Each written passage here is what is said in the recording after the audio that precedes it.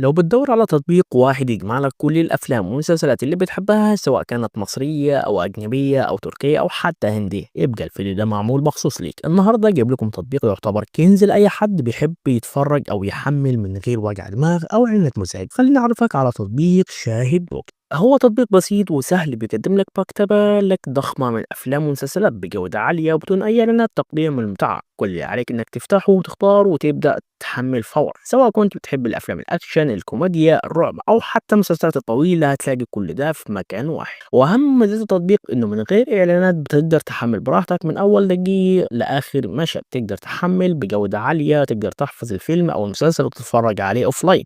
محتوى محدث يوميا، كل جديد بينزل أول بأول. وطبعا لو أنت ملقيتش اسم المسلسل أو الفيلم اللي أنت محتاجه، بتقدر تطلبه بينزل في نفس اليوم. وطبعا واجهة سهلة وإضاءة منظمة، أي حد يقدر يتعامل معاه من أول مرة. وطبعا كل ده باشتراك رمزي جدا، حوالي 30 جنيه شهريا بس.